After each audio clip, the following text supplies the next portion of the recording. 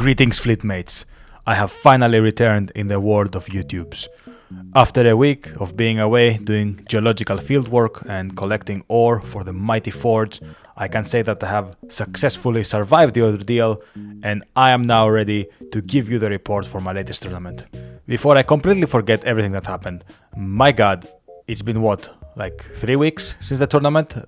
The memories are completely fading away and this feels like I'm honestly struggling with dementia. Anyway, so this was the 5th tournament overall in my career, but actually only the first ones for my Salamanders successor chapter, the Liquid Flames. My conviction to build a dedicated Salamanders channel burns brighter than ever, and now is the time to act upon it. If you haven't noticed, I also now have a microphone, so potato quality sound has been corrected. Now we can do this for real. And thus the Liquid Flames and I descended onto the Nopat Yataktika Q2 GT. I know, what a name, right? With flamers, meltas, and an amount of bear hacks that could even make the great Alexander Karelin blush. I was ready to fight everyone and light the mighty pyres from the planet Thera ablaze. So, who were the hand-picked warriors that would lead me to victory in this tournament? Well, this is my list and I'm obviously running the Forge Father Seekers detachment. This allows my entire army to advance and still be able to shoot, and also gives me a +1 to my weapon strength when shooting something within 12 inches. With most of my ranged weapons being some sort of flamer, which already has 12 inches of range anyway, this effectively means that all my flamers are always stronger, reaching some powerful breakpoints. For example, my Pyre Blasters can wound T3 infantry on 2s, and also my Flamestorm Gauntlets from the aggressors can wound marines on 3s. Another bonus of this detachment is that Infernus Marines in it can not only advance and shoot, but can also advance and perform actions, or alternatively shoot and perform actions. This makes this disposable but punchy flamer unit an absolute jack of all trades with insane flexibility. So let's have a look on the actual units that are being played in this list. For the most part, I'm not really trying to reinvent the wheel, to be honest. I'm actually playing some of the quite auto-take units that Salamanders have to offer. For example, I have a squad of company heroes led by Vulcan Heston. Company heroes are always -1 to wound, making them quite tanky, and also Vulcan Heston is the absolute auto-include in this list. He makes everything work around him. For one, he becomes a beast when he selects an objective where he can be super tanky and get a 4+ feel no pain, in addition to his 4+ invulnerable save, a 5+ leadership and also OC 10. And combined with the company heroes OC, that means that he has a monstrous OC of 19 total for the squad. And this whole thing is my main Anvil unit. Additionally, what Vulcan Heston does is he gets to select one unit within 24 inches of him and gives me full wound rerolls with my Melta and Torrent weapons, which are basically the bread and butter of my army. Also, he makes the Infernus Marines OC2. That means that the Infernus Marines, who are already quite flexible as a unit, can now be also very important as objective holders, making them an extremely important piece of this army. Another classic and key unit is a squad of 6 Blade Guard veterans, who are led by the beast that is Adrax Agaton. These guys get to reroll hits or invulnerable saves of 1, and also they have quite a few quality attacks with their swords. Adrax Agaton gives them full wound rerolls and occasionally can maybe swing some objectives with his ability to half OC if he's engaged in range with something.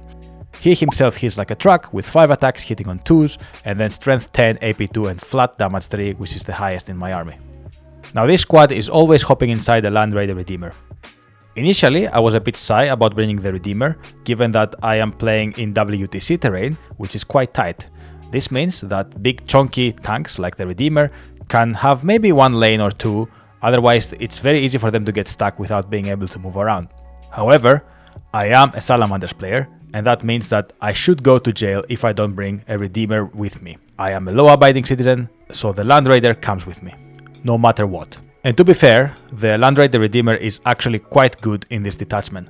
The synergies with Vulcan Heston are insane. When you give this guy rerolls to Meltas and Flamers, he can hit really hard, and also the Overwatch threat with his chunky big bulk is massive, both in area of effect and also in damage. It's also sometimes quite the bullet sponge, and it can take quite some firepower before it goes down, giving me quite some room to breathe with my other units when I really need it.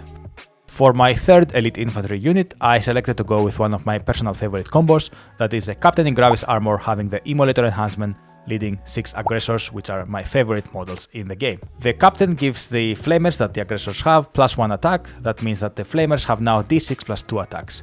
And of course I have access to devastating wounds with these weapons, meaning that when I get 6s, I get to bypass the save of the opponent and deal maximum damage. I can do this for 1 CP, given the ability of the Gravis Captain, and that's basically a really nice combo since their Twin Link Gauntlets and their Twin Link Power Fists, they can pretty much delete a unit if they really have to. The rest of the army is fairly standard.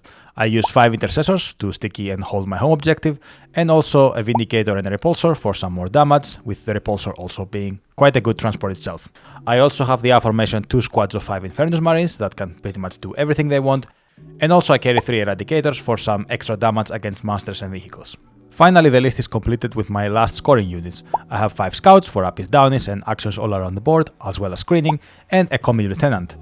The Combi Lieutenant has the Adamantine Mantle enhancement, which makes receiving damage -1 for him, or flat 1 if for some reason he's being shot by a Melta weapon, which adds to his own native tankiness. Finally, I opted for an extra tech piece in a Calidus Assassin. She is really important because my army is actually very slow and I'm really struggling with secondaries such as behind enemy lines or engage in all fronts. So her mobility and survivability can be really good. Also, the Vectaura can be really important, sometimes it can swing gains. Making your opponent's stratagems more expensive can be a really good utility piece, and since I've been in the receiving end multiple times, it's nice to for once actually be the one calling the shots. When it comes to my planning for the games, I think I actually have a quite established idea, at least when it comes to my key units. As I mentioned before, the Blade Guard always hop in the Redeemer, which would aggressively drive towards my opponent's natural expansion.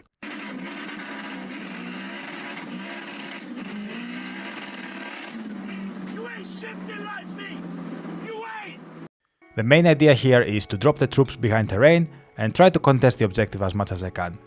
Then possibly have the Redeemer back it up towards the center and threaten some big overwatches at a huge circle around it with his voluptuous thickness. The 2 squads of Infernus Marines would actually start most of the time inside the Repulsor, which is safely parked behind the center, only to drop off in turn 1. One squad would go towards the center in case I pull an early area denial or establish locus for some secondary actions, and then the other one would advance towards my natural expansion objective as a first line of defense and maybe threatening an overwatch against fast, rude invaders. At this point, this leaves the Repulsor empty, so now the aggressors can actually hop in as they're already standing nearby and basically drive around with the goal of landing somewhere between my natural expansion and the center, and then pivot wherever they are needed, either to defend my natural expansion or push for the center to have more presence there. So this leaves us with Vulcan Hestan and his little posse of company heroes. They will basically always select the middle objective to be super tanky with Vulcan Hestan, so around turn 2, Vulcan Hestan can finally step on it and do what I do in my real life, that is, being extremely obnoxious and annoying by the sheer presence in the very area. Ooh, self-burn! Those are rare. And that means that the rest of my army can deal with the rest of the threats, and Vulcan can just stand there and provide the precious wound rerolls on whatever he deems worthy of burning to a crisp. Overall, I feel that this list is decently balanced. The sheer amount of flamers can apply a lot of pressure against any kind of light infantry. Between the 3 tanks and the Eradicator squad, I should have a good amount of anti-tank, and the combination of the aggressor's Power Fist plus the mighty blades of the Blade Guard veterans, led by the powerhouse that is Adrax Agathon, should put fear of God in the hearts of all sorts of elite infantry, through the liberal application of violence to face. Finally, as I mentioned, the little Calidus Assassin, the Combi Lieutenant and the Scouts, with the assistance of the Infernus Marines, are excellent scoring pieces for secondaries, offering the army some much needed utility. With my masterful army building now complete, I can feel comfortable and confident that I can pretty much deal with most of the threats that are thrown to me. So, let's now relax and check what my opponents are bringing to this tournament. Okay, so none of this matters, because as I was looking briefly at the list that were submitted, I noticed something that made me fume with fury. I am not the only Salamanders player here. There is another guy who is bringing his Firestorm Assault list in this tournament. Not only that, but him and I were the only Codex Space Marines there. This is infuriating. The entire purpose of this channel is to show that Salamanders are represented and you don't have to monopolize the Marines by playing as Ultramarines. There were no Ultramarines. And not only that, but the other player also uses a split color scheme just like mine. And not only that, but his split painting looks as sharp as a knife's edge, putting my entire painting color scheme to shame. Seriously though, two Salamanders players with a split scheme in the same tournament, what a weird coincidence. At least my list had mainly Flamers and Meltas, and also I carry all the named Salamanders characters, both of them, while he's bringing mostly Hellblasters with Plasmas and the Thunderhawk, as well as some generic units, so I can still claim that I'm the real Salamanders representative here and heal my absolutely wounded ego. However, this does add a new secondary objective to the tournament for me. Now I have to also place higher than this guy to win the proverbial best of action and be able to call myself officially the Salamanderiest Salamander. Alright, so into the event we go. Having played 2 whole games of practice beforehand, which I both lost, I was beyond ready to fire and forgive my opponents, as the Liquid Flames would say. The day started interestingly. My friend and clubmate Willie offered me a ride to the tournament. Upon arrival, I noticed that I had forgotten my Gravis captain, who was, not really important besides being my warlord and leading one of my key units, so I had to try and get him back. Luckily for me, the event location was within walking distance from where our club and my miniature cabinet are located, which means that I did have the actual time to go and get it if I made a run for it. So, after about 15 total minutes of running, I was able to pick up my forlorn warlord and make it in time for game 1. You may think I'm an idiot, but I will tell you that I am inhaling the copium quite hard right now, and first of all, this little morning run helped my brain actually work better, and also I was able to avoid setting the table, which is, in my humble opinion, the hardest part of playing Warhammer. Seriously, despite my 11 years of higher education, setting and measuring terrain footprints is where my brain completely blacks out. I have no idea how to do it, I forget everything, it becomes the hardest thing ever. If you haven't played Warhammer competitively, I promise you, setting the table is way harder than remembering your datasets or your overlapping rules. At this point, the pairings are in, and I am placed against Necrons. However, one of my friends, Emily, who was one of the people who I had a practice game against, did not show up, leaving the pairings uneven. By the way, I texted him, and what he told me was, and I quote, "I went out for a beer or two and found myself at home at 5 AM. What an absolute legend." So, to counter for Emily's shenanigans, the pairings are remade, and I'm placed against Necrons. Again. Okay, I have to admit, this was actually to my benefit.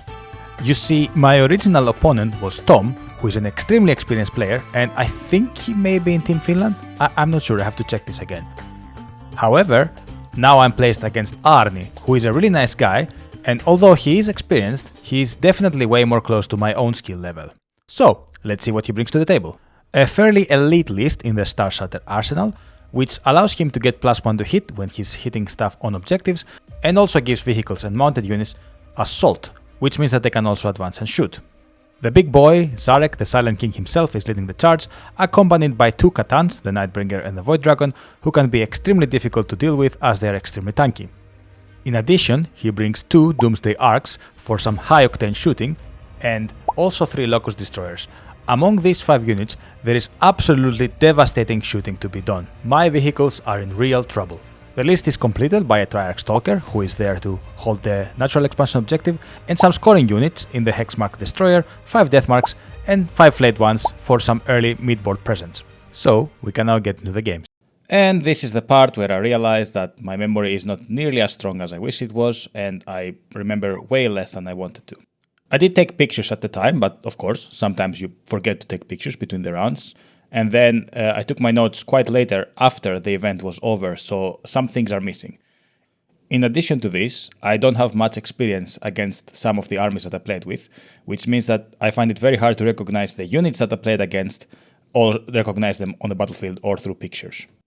But point is taken, I will be carrying a notebook from now on and will try to make my notes as quickly as possible after each game. Okay, now for real, back into the game.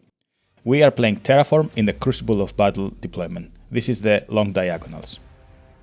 Terraform is not the best mission for Arni's elite Necron list because it needs you to perform actions on the objectives to get more primary points. Arni's force is basically shared between few elite models, and he needs to make the choice of whether he wants to shoot me to death or perform actions for the primary, which puts him into a little bit of a pickle. On the other hand, my flexible units, such as the Infernus Marines who can do both shooting and actions, are actually built for exactly this type of mission, so I have a nice advantage there. We deploy as you see with my fairly standard deployment, and the Land Raider is ready to basically run onto his natural objectives to steal it and drop the Blade Guard veterans for maximum pain.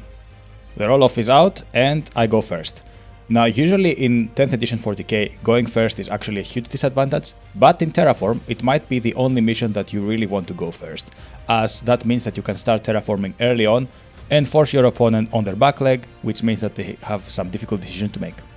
So on my turn 1, I pull Secure No Man's Land and No Prisoners. So my Infernus go into the middle, Common Lieutenant steps on my natural objective, I start staging everything, and of course the Land Raider moves quickly towards my opponent's natural expansion. I try to kill some of the flayed ones in the middle, but the Infernus only burned a couple of models, so I'm forced to drop the No Prisoners for 1 CP. However, the Combi Lieutenant and the Land Raider start doing Terraform, which means that if Arni wants these points back, he will have to spend some points for Terraforms himself. Arni pulls also Tempting Target and Sabotage on his turn 1. He begins Sabotage, I think he does it with one of the Locust Destroyers, and then he does Tempting Target on my natural expansion by running his big scary Catan onto my natural expansion. One of the Doomsday Arcs pops his nose and basically obliterates the Infernus Marines in the middle out of this plane of existence. He also begins terraforming the center. So as my turn 1 begins, I control only my home objective, but I do start getting some points for terraform at the end of my turns. I do pull Defend Stronghold, which eventually I complete on Arni's next turn, and then I also pull Storm Hostile Objective, which is excellent as the Land Raider dorbs the Blade Guard delete the Triarch Stalker, and that basically makes the objective mine as they hop back into safety behind cover. I also managed to stop Arni's Sabotage, I can't remember exactly how I did it, but I have to check. But anyways, he is forced to drop it for 1 CP. On his turn 2, Arni controls his home, and he pulls Defense Stronghold, which he also completes, and also Storm Hostile Objective. He is basically forced at this point, since he doesn't have enough unit, to bring the Silent King into the middle. However, the Silent King, in all his eternal glory, is not able to eliminate Vulcan and his friends, but he does manage to steal my natural expansion with his Catan once again. At the end of his turn, I take 2 more points for Terraform, and he gets 1. Going into my turn 3, I get a lot of points in primary as I control my home, the middle, because of Vulcan Hestan's monstrous OC10 plus the company heroes that are alive, and my opponent's natural expansion, which he wasn't able to get back in the previous turn. I pull Extend Battle Lines, which also is scored, and Assassination. The millisecond I saw the Assassination card being pulled, I know exactly what to do. The Silent King gets Oath of Moment instantly. The Repulsor gets line of sight on the Silent King, and the Vindicator, reminiscing the time it was the mighty Killdozer, revs up his engines and is ready to strike.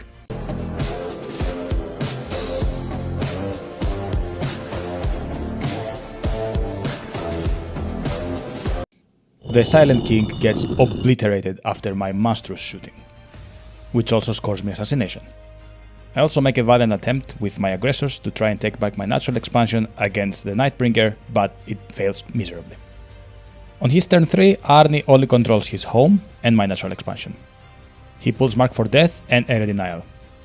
This is where I make a mistake with the Mark for Death targets, as I give him my Kalidos Assassin, which the Nightbringer is able to charge towards and kill, giving him 5 points. However, he is unable to maximize on points, as he puts his Doomsday Arc in the middle and tries to kill Adrax for Air Denial, but the stubborn guy with a 4-up Feel No Feign feels absolutely nothing and survives, giving me both the point and also denying him the Air Denial points. He does use the Void Dragon to charge my Land Raider, but he doesn't get to kill it instantly, which means I have 1 more round of fight there, with my Blade Guards also holding his natural expansion. This leads us to turn 4, where I basically score primary points for my home objective, as well as the center and my opponent's natural. Throughout this ordeal, I forgot to mention that I have been collecting quite a few points for Terraform as well, as Arni usually gets around 1 at every turn and I get 2. I pull Establish Locus and Tempting Target. I am unable to do a Tempting Target at my own natural expansion, as basically I have nothing that can go close. but I am able to actually drop my scouts into my opponent's deployment zone and do establish locus for maximum points there. And at Arnie's turn 4, he controls my natural expansion plus his home, and he finally does area denial as Vulcan eventually dies. The Void Dragon finally kills the Land Raider, and the Nightbringer charges into my Vindicator, kills it, and now takes my home. This also completes the other card that Arnie had taken this turn, which is behind enemy lines. Once again, I score 2 for Terraform and Arnie takes 1. So by the beginning of round 5, I am basically almost tabled. I only get some primary points from holding my opponent's natural expansion, and I also get my last point for Terraform. The only card I can actually complete is Cleanse, which my Blade Guard managed to do at my opponent's natural expansion for 3 points. So at the end of the game, Arnie pulls Engage on all fronts, which he easily gets, Extend battle lines, which is auto-scored, and then he controls 4 objectives and gets quite a few points for Terraform itself. So, is it enough? Final score is 85 to 84 for the Liquid Flames. A 1-point victory. How close was that? This led to a manly straight hug between Arnie and I, and lots of GGs, and how amazing was this game. These are the games I live for. This kind of 1-point, 2-point close victory that anything between a minuscule decision or a dice roll or a card pull could change everything. Absolute cinema. And this game marks the first time in my Sword tournament history that I actually win my first game and moving up into the winning bracket. So, now that we're in the winning brackets, let's see who is our second game opponent. The waters immediately deepen as my second opponent is Team Finland's Eero, a tiny bit more reserved, but still extremely nice guy, who is bringing his Imperial Guard force. I know it sounds weird since Guard is such a popular army, but I actually don't have almost any experience into them. I have only played one game before that, which I lost, so I don't know how to deal with it very well. Additionally, Eero has been into the hobby for I think more than 20 years now, and he has also spent a lot of time as a fantasy wargamer, which you can see in his army painting, as his models are actually represented by these Renaissance-style fantasy models. Basically, every single model looks like Virtuosa from For Honor, and if you've ever played against Virtuosa, imagine how tilted I was the moment I saw an entire army made of Virtuosas.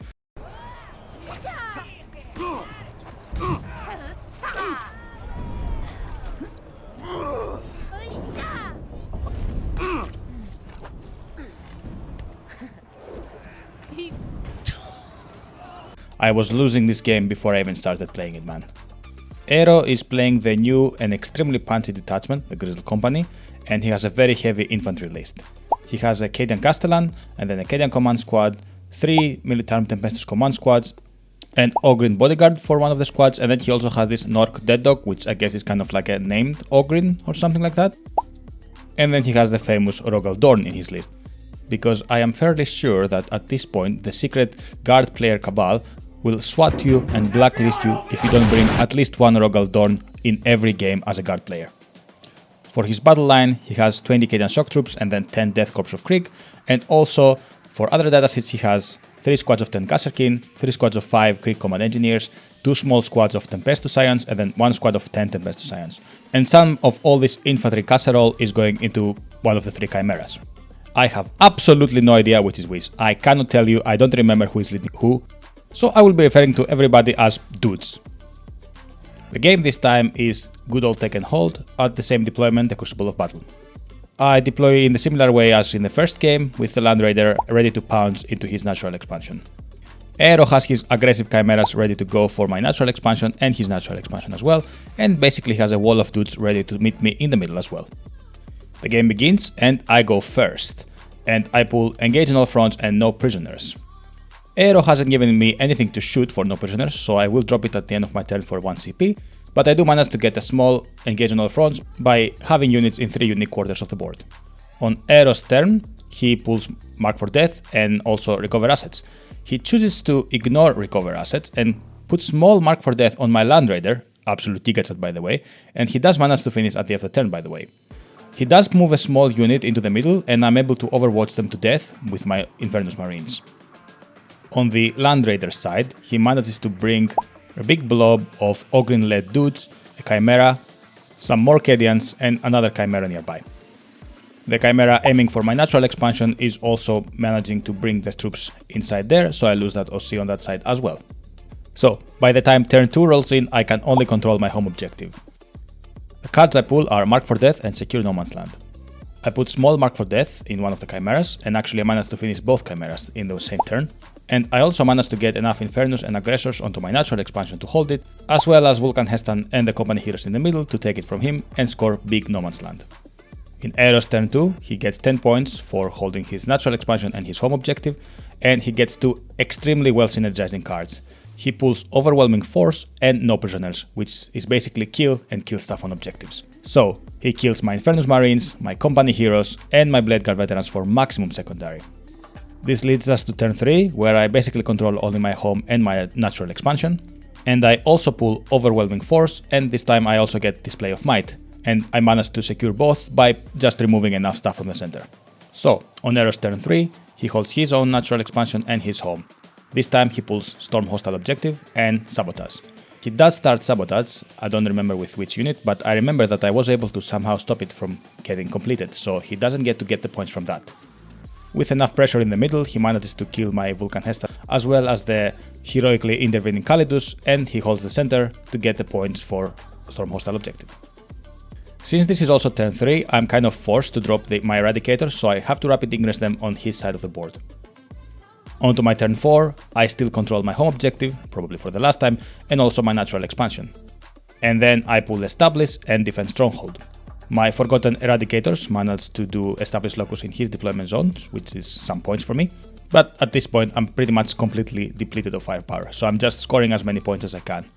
Therefore, as we're heading to turn 4, Aero gets maximum points for primary already because he holds at least 3 objectives. He pulls Defense Stronghold, which he easily gets to complete, and also he has Engage on All Fronts, which he somehow completes only for 2 out of 4 points. I don't remember how this happened.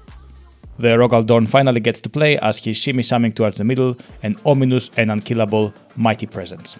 A squad of dudes also manages to charge my Vindicator, kill it, and then consolidate onto my home objective, and then that stops me from doing Defense Stronghold as well. So, as I'm almost tabled again, on turn 5 I scored nothing for primary. I pull Storm Hostile Objective, which I objectively cannot do, and then I have my Eradicators and my one Lonely Scout doing Sabotage in Aero's deployment zone to get some extra points. So at the end of the game, Aero gets 15 more points for primary as he holds at least 3 objectives. He pulls Assassination, which he gets by finishing off my Surviving Lieutenant, and then doing Establish Locus at my home for maximum points. Final score is a 60-90 defeat.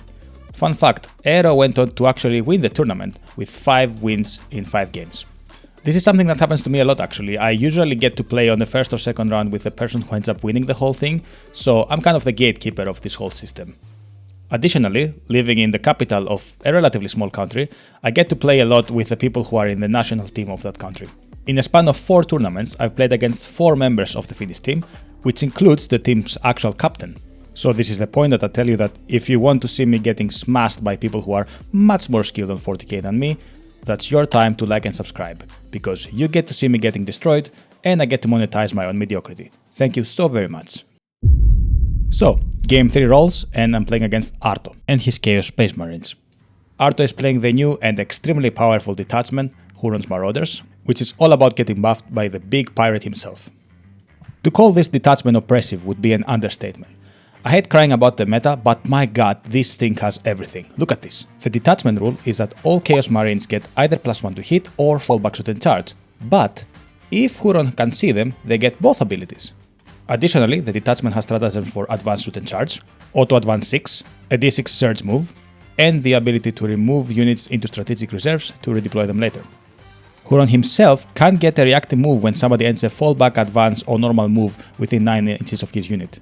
This whole detachment basically has the flexibility of Gladius Task Force with the lethality of the Chaos Marines, which is much higher than the regular Marines in my opinion.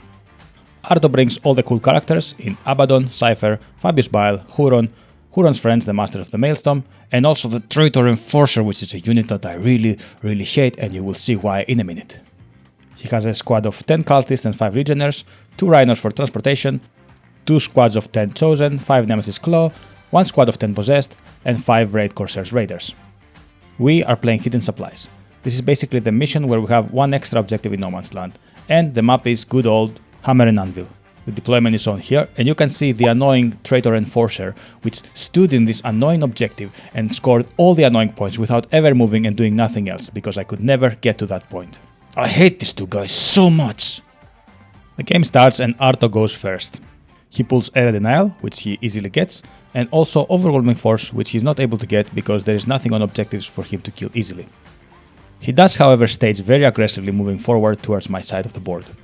My cards for turn 1 are Extend Battle Lines and Secure No Man's Land, which I'm very easily able to get because I already hold the closest objective to me, and also the one where the Combi Lieutenant is standing on.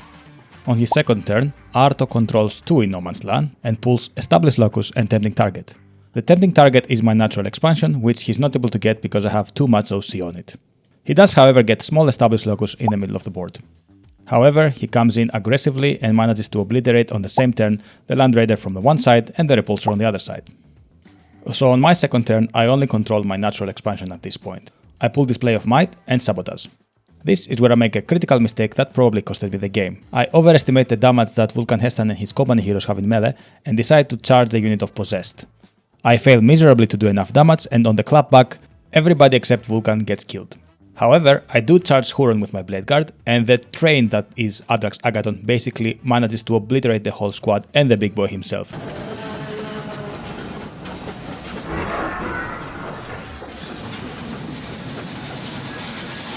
Forcing Arto to lose some of his important buffs. However, on the other side, I make another mistake where I shoot my aggressors into the squad led by Fabius Bile, but then I get surge moved, so I lose my ability to charge, and I lose the entire aggressor squad only in melee before getting the chance to hit back. The Calidus Assassin manages to drop on Arto's deployment zone and score me a big sabotage though. And this was the last time I had presence in that game. On turn 3, Arto gets Control More for 15 points for primary. He pulls Cleanse, which he easily gets for 5 points, and Bring It Down, which he fails to score as the Vindicator stands proud. Into my turn 3, I control absolutely nothing, and I pull Bring It Down and Storm Hostile Objective. I drop my Eradicators, which are able to kill one of the Rhinos for Bring It Down, and then run my entire army towards the back on my own deployment zone to get Storm Hostile Objective by taking my own home objective back. On turn 4, Arto once again gets 15 points for Control More, and he pulls Recover Assets, which he completes in 2 zones, and Behind Enemy Lines, which he gets by charging into my home objective once again. On my turn 4, I once again control nothing, but I pull Establish Locus and No Prisoners. The Calidus once again hops in the back to do a big Establish Locus, and also kill some of the remaining units here and there to get maximum points for No Prisoners. At this point on turn 5, Arto basically maximizes his primary by controlling once again more, and he gets a pretty much auto-score Display of Might as I have nothing on the board in the middle anymore, and he gets 2 additional points from engaging all fronts by having units in 3 quarters. At the end of the game, I pull Cleanse and Behind Enemy Lines. The Calidus walks onto Arto's home objective to do Cleanse and also Behind Enemy Lines, and I walk the scouts in one of the side objectives, which is now left empty, where they also do Cleanse and actually give me points for primary, where I get Control More for once in the game. Final score, a 70 to 84 defeat. Not so bad considering how aggressive this army with this detachment is, especially against a slow-moving marine army. I think I did pretty good, and if I hadn't blundered this Display of Might, I might have had a chance to maybe force a draw or even get a cheeky win somehow. I also doubled down on my Gatekeeper status in tournaments, as Arto ended up coming second in the tournament, right behind Aero. But that's it for day 1. Day 2 starts, and for game 4 I'm placed against Gabi, who is a super nice guy. Gabi is playing Grey Knights and he's bringing the Warpbane Task Force. He has 2 Brotherhood Librarians, Castellan Crow leading a squad of 10 Purifiers, 3 Grandmasters in Nemesis Dread Knights, 2 small strike squads, a Rhino, and then 2 small squads of Purifiers, as well as a squad of 10 Interceptors riding inside the Rhino. The thing that I'm terrified of is the squad of 10 Purifiers. With their anti-infantry 2+ weapons, they can hop around and chew through my infantry heavy list, 1 unit at a time, and then I'm not able to react to that as they can just jump away in the warp. However, I have an ace up my sleeve. The game is Scorched Earth, which basically means that you get extra points by burning objectives. So, as a Salamanders player, this game should be in my pocket. Burning stuff is literally our own gimmick. We deploy as Sats, and Gabi aggressively has the Rhino scout forward to be able to do shenanigans with his Interceptors where they jump, try to shoot my Lieutenant, and then run back. He goes first and pulls Cleanse and Area Denial. Both cards are easily doable in the middle, where he drops one of his small Purifier squads. He only gets small Cleanse because he cannot cleanse anywhere else though. And also he fails to kill my Lieutenant with Combi Weapon with his Interceptors before they run away like the cowards they are. On my turn 1, I start staging. I pull Engage on all fronts, which I do for only 3/4 unfortunately, and I pull Mark for Death.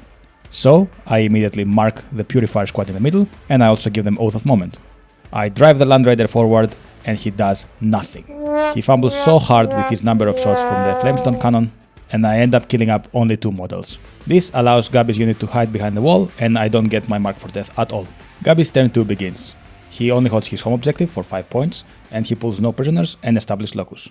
He actually brings 3 units into the center, one of which is the remaining unit that I overwatch to death with the Land Raider, but the other 2 units manage to do a small cleanse, and also kill my Infernus Marines that I foolishly left on the point, and then charge the Land Raider, hoping to keep it in place. And of course putting more OC on the point than I have. So as turn 2 for me starts, I only hold my home objective for 5 points as well, and I pull Bring It Down and Cleanse. Cleanse will be done by my Combi Lieutenant on my natural expansion objective, which is now guarded by the aggressors who are ready to overwatch whoever steps in there. I drop the Blade Guard off the Land Raider, and I start moving towards Gabi's natural expansion. Then I pay 1 CP to allow my Land Raider to be able to fall back and shoot, and I start driving it as well towards his expansion. The Vindicator also moves forward from the right flank, aiming his big cannon towards one of the Nemesis Dread Knights, who I have oathed to get Bring It Down. This is where Gabi makes a critical mistake, one that actually probably costed him the game. He decides to drop his big squad of Purifiers with Castellan Crow, in a way that he would be able to overwatch my Blade Guards as they were trying to charge the Librarian on his expansion. However, he does get a little bit greedy, and instead of dropping them far away, where they could overwatch unthreatened, he thinks that maybe he can get a charge next turn easily without having to hop back in the warp. Unfortunately for him, this is within 10 inches of the Land Raider. And for the Land Raider, this was the greenest of lights. The Machine Spirit raged with righteous fury as my Flamestone cannon and Meltas were igniting. The trademark unit of the Salamanders aims everything it has into the squad of Purifiers, including the Hunter Killer missile. And boy, this time he doesn't miss. By the end of my shooting phase, the entire squad minus the character are gone from this world. This released a huge pressure from the game for me, as Gabi's punchiest unit was now not a threat anymore. To add insult to injury, the Vindicator solo kills one of the Dread Knights to give me the Bring It Down. And finally, Adrax and his buddies managed to charge the Lone Librarian in Gabi's natural expansion, making short work of him as well. This turn was absolutely brutal for Gabi. And realistically, from now on, this is my game to lose. However, Gabi is a warrior and doesn't quit. So, on his turn 3, he controls his home for 5 points and pulls Defend and also Secure No Man's Land. He tries to go for Secure No Man's Land in the middle by charging a unit of 5 into Vulcan, who was already standing there, but the Land Raider overwatches behind his back, thinning the unit, and then Vulcan Hestan finishes the job when he gets charged. As a punishment for its insolence, the Land Raider gets charged by one of the surviving knights. I pop Armor of Contempt to save it, but one gentle touch by the knight's hammer makes the Land Raider pop out of this existence. The other knight tries to charge into the Blade Guard veterans, but unfortunately fails and is left to be a sitting duck for later. On the other side, the Interceptors jump onto the Repulsor and tag it in combat, and also manage to kill the Calidus in the meantime. So, we're going into my turn 3. 10 points for primary for controlling 2 objectives. The cards I pull are Defend Stronghold and Recover Assets. The Scouts manage to jump into my opponent's deployment zone and give me big recover assets with the assistance of my Combi Lieutenant in the middle and my Intercessors in my home objective. The Vindicator advances forward and deletes one more knight with the help of Oath of Moment. The Blade Guard, inspired from this, see the final knight, and they manage to kill it by popping the +1 to wound stratagem. My aggressors try to charge into the Interceptors that tag the Repulsor, but are not able to kill them. Start of battle round 4, now Gabi controls his home objective once again, for 5 points. He pulls Sabotage, which he manages to do with his teleporting Librarian on my side of the field, in my deployment zone, for 6 points eventually, and he falls back his Interceptors into my home objective, which gives him both Storm Hostile objective and stops me from doing Defense Stronghold. Castellan Crow manages to tag my Scouts in the back, but doesn't kill them. So on my turn 4, I get 10 points for primary. I also pull Eredinel, which I very easily complete with the surviving Vulcan Hestan, and also I get Storm Hostile objective, which is completed when I get back my own home objective. The Combi Lieutenant also starts burning my natural expansion to give me this delayed points for later. On his turn 5, Gabi controls his home once more, and he pulls Tempting Target and Mark for Death. He's not able to do a Tempting Target, but he manages to get small mark by killing my tagged Scouts, who were surviving on 2 models. So on my final turn, I start burning the center to get as many points as I can for primary, and I pull Overwhelming Force and Assassination. Both are being scored by the Vindicator oathing Castellan on Gabi's home objective to give me all the points I could get. An 85-56 win. Realistically, this point could have been much different if the big squad of Purifiers had survived, but unfortunately for Gabi, when you have these super elite units, one small mistake can cost you the game just because you lose so much value out of your points. It was still a very fun game, and we had a nice discussion after the game with Gabi, talking about how interesting it was that even though we were 2 continents apart when it comes to our origins, we have such similarities when it comes to our culture. Seriously, the community part of 40k is the best thing about tournaments, and if anybody's on the fence about playing tournaments, moments like this is basically why you need to go, because you will always meet somebody who has the same chemistry with you, and you might even make a new friend. But there is one more game of Warhammer to be played. And since by now I have 2 wins and 2 losses, the dream of a positive win rate is actually possible still. So, final game, bring it on. Let's see what exciting opponent do I have to face for my final game. Oh, it's Chaos Marines. Again, with Huron's Marauders. And I have to play it. Okay. Game 5 is against Slava and we're playing Take and Hold in the Search and Destroy deployment. Slava is also a very nice guy. He's a little bit less bubbly than my other opponents, but I think that's also partially because we are both extremely tired at this point and we both just want to go home. His list is actually very similar to Artos, but Slava opted for 2 squads of 3 Noise Marines, 10 Warp Talons, which by the way are absolutely awesome and some of my favorite models, and also 16 Accursed Cultists led by the Dark Commune. This is an extremely weird combo that I haven't played against before, but effectively it has 1, 2, 3 and I think even some 4 wound models. Makes shooting into the unit extremely inefficient as your opponent can always pick the profile that your damage is either sunken completely or waste your high damage weapon into 1 wound models. This unit was basically in the center of the board from turn 1 and I wasn't able to kill it across 5 turns. At this point in the tournament I'm completely exhausted, so I don't take enough pictures and this game is a blur in my head. So let's go through it quickly because every time I think about it, it makes me very sad. We start deploying and Slava smartly puts his Corsairs on my natural expansion objective, which means that I must struggle to get presence in my own natural expansion. The game begins and once again I have to go first, which is something I really dislike. I pull engage in all fronts, which I do for 3 quarters, and also sabotage, which my Infernos get to do near the edge of my deployment zone. Slava pulls secure no man's land and establish locus. He decides to ignore established locus, but secure no man's land he can easily do by dropping his big blob of accursed cultists into the middle and also walking his idiots into my natural expansion so my commie lieutenant alone cannot hold it anymore. At this point of the game I also realize that my tanks are equally as tired as I am. Throughout the whole game, both the Vindicator and the Redeemer kept rolling very low number of shots. It's really messed with my plans. So when all these cultists charged my Land Raider Redeemer, the Overwatch was extremely underwhelming.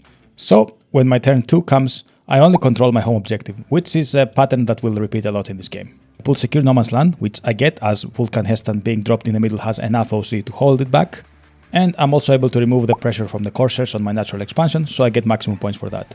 The Calidus Assassin jumps behind in the very far corner of Slava's deployment to give me small behind enemy lines. This is where I make my once per game critical mistake that costs me the game. I could have tried to drop my Blade Guard around the Land Raider and try to charge the cultists, but at the moment I thought that I was just delaying the inevitable, as the fast moving heretics would get to me eventually anyway. So I decided to drop them on the other side, hoping to go for Huron. My idea was that the Vindicator will pop the Rhino open, and then my Blade Guard would charge Huron and take all of these important buffs away from Slava. Unfortunately, the Vindicator without Oath is not good enough to kill the Rhino. Adrax makes a valiant effort to kill it with his Flamer, but even though Slava fails the save that would give me the damage to finish off the Rhino, he does get to command and roll it, and this time he saves it. So I decided to not charge the Rhino, as if I would destroy it, then Huron would jump off and then kill me in melee without me being able to do anything about it. This leaves my Blade Guard as sitting ducks in the middle of the board, and the Warp Talons were quickly approaching, as well as Huron, who was getting really angry that his favorite transport is being hit. In the middle, the Land Raider and Vulcan failed to once again kill the cultists, as the meat shield is just too impossible to chew through. And on my natural expansion side, I try to remove some pressure by putting the Eradicators who just kill the Rhino, but of course the Legionnaires and Noise Marines pop out and then they're ready to wreak havoc on my side. Slava's turn 2 rolls in and he scores 10 points for primary, and also he pulls Tempting Target, which he doesn't get because I give him my natural expansion, which he's not ready to complete yet, and he also gets Cleanse, which is completed by the surviving Rhino. And this is where the downfall begins. We can just rush through this, it doesn't really matter. Puron and his squad, as well as the Warp Talons, charge the Blade Guard and destroy them. From then on, nothing really matters. Basically, Slava is able to steamroll from the middle towards my side, towards my natural expansion, and slowly but surely chew through all my units. The Land Raider gets destroyed, Vulcan Heston does his best, but he cannot survive all these bodies fighting him.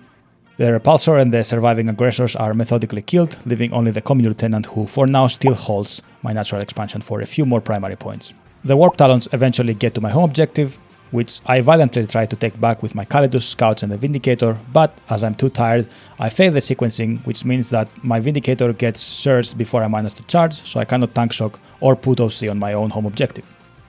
At the end of the day, the Liquid Flames are destroyed with a 53-94 absolutely painful defeat. But that is the final result for the tournament, a 2-3 win rate. I had some fun games and I think I performed decently well given my experience, and more importantly, I got that cheeky Best of Faction in Format title as I placed higher than the other guy who was bringing Salamanders.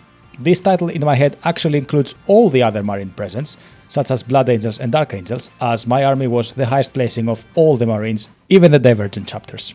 And yes, I know it doesn't count and nobody will ever consider this, but I am petty and I will take whatever I can. Don't judge me, okay? I think I want to be ending these tournament reports with some main takeaways that I learned, because in my opinion this is the best way to keep myself accountable in my quest to become a better Salamanders player. So, takeaway 1, the aggressors. Offensively they are fine, and they are still my favorite unit of all Adeptus Astartes, which means that I will probably find a way to always have them in my list. Defensively, however, they are really nothing to brag home about. I had the delusion that toughness 6 and 3 wounds were quite a tough profile, but it turns out that mostly everything in modern 40k can pretty much one-shot them if need be. So trying to hold the line with them usually ends up with a squad wiped. Additionally, the Immolator enhancement on the Captain makes their flamer shooting just fine, but really not as impressive as it could be. Although the potential for dev wounds does help a little bit with that. I think I need to change the way that I use them and not try to have them as an anvil unit. Takeaway 2. Eradicators. These were somewhat confused in my list. They added some nice fire support, sometimes. I didn't really get much out of them most of the time, and also they die equally as fast as the aggressors do. I can't quite explain the problem, but it feels that the small squad really doesn't have any impact. I will need to think how to either utilize them better, or buff them, or replace them for something that works better and has more impact. Takeaway 3. The Calidus. Now this is more of a use better takeaway. She did wonders when it comes to jumping around and scoring points for me, but I think that the entire tournament didn't make a single opponent stratagem cost more, which tells me that I probably positioned her wrong. Considering how many times I have lost games due to a similar Vect aura, I feel that I can really add more pressure when I'm using her correctly. And finally, takeaway 4. Myself. I feel like my planning is a little bit too rigid. I had a single-minded plan for most games, and I should have been more flexible on my deployment and on my early turns, depending on my opponents. I think that sometimes I stick way too hard to the plan and fail to observe my opponent's plans and react efficiently. I'm confident though that this is something fixable through practice and gaining experience, so this is not the end of the world, and that's why we have the YouTube channel anyway. But that was it for this event. I don't know if I will get to play more tournaments before the end of the 10th edition at this point, but I still have some games in me and some army ideas to work around in preparation of 11th edition. My next video is going to be an introspect on how the Liquid Flames came to be, and also a discussion on how you can select your Homebrew chapter and how you can build it from scratch. Until then, I hope you make all your charges from Deep Strike, and be well.